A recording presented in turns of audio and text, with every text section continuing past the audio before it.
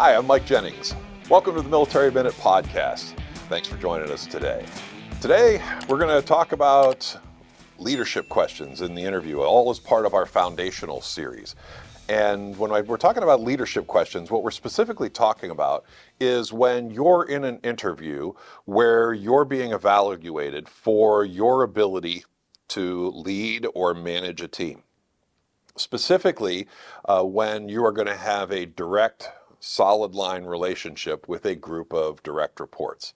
Now, if you find yourself interviewing for a supervisory position as a civilian, you are going to find that something is very different about the environment that you're going in compared to the military environment that you're used to.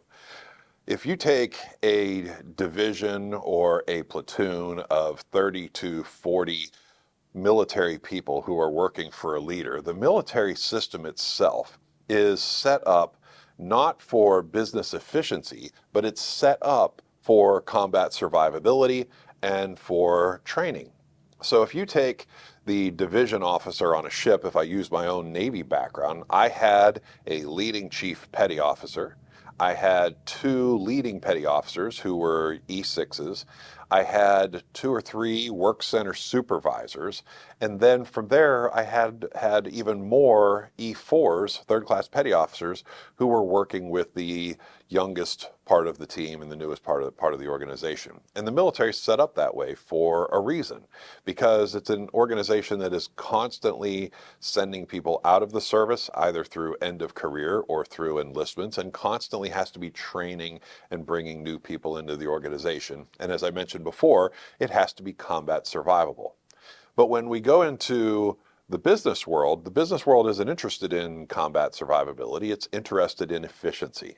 So when you take over an organization as a civilian, what you're going to find is that this 30 to 40 person team has one leader. And that is probably the role that you're interviewing for at that time.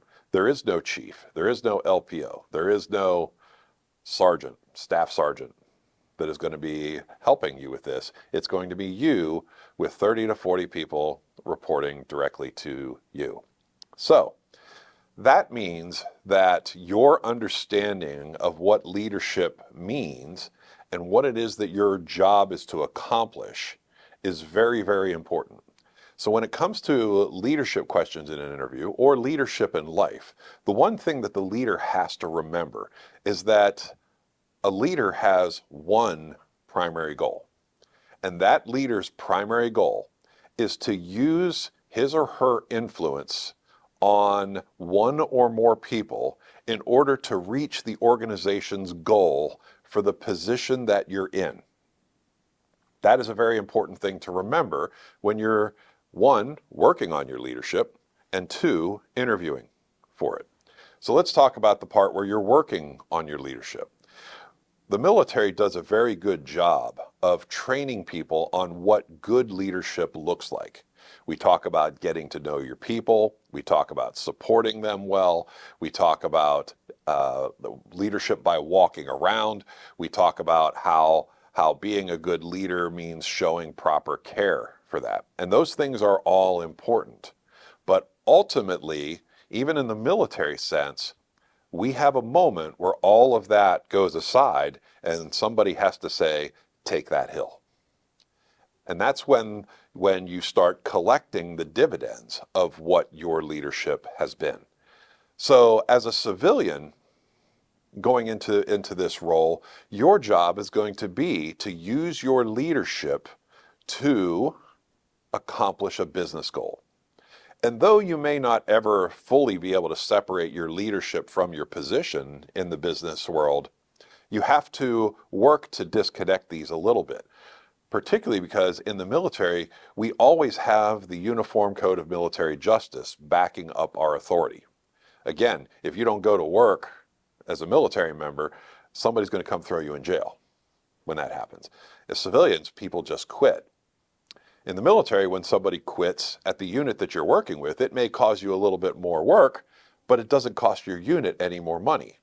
In the Navy, it's up to the Bureau of Naval Personnel to bring you the next person that you're going to have in your unit. It was up to the military recruiters to recruit that person, the recruit training command to bring them in through boot camp, and all of the schooling programs to get them to where you ultimately get them in your unit. But among civilians, if you lose somebody, your local team has to go out and find them. So therefore, civilians are very much in tune with the idea of you're achieving particular goals, but also you're preserving the human capital assets that they have on their team. So how this comes full circle to interviewing for this at the time, you must make sure that you keep these concepts straight. If they're asking you questions about your leadership abilities, the stories have to end ultimately with how it is that you helped to the organization to reach its goal and how you influenced people to do something or to buy into a mission or to follow along with a set of core principles that they may not have otherwise done but for your influence on those people. At the same time, you have to be able to show how you worked well with human nature in order to make these changes and to make those things happen without blowing people out. And that's where all of the good leadership skills that you learn from active duty come in. So remember, keep those two things separate. Meet the organization's objectives and take care of the human capital assets whenever you're handling these questions, and you'll do very, very well. Thanks for joining. I'm Mike Jennings, and again, this is the Military Minute Podcast.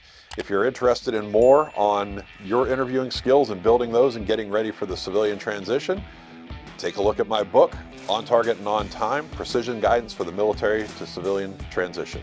Thanks again.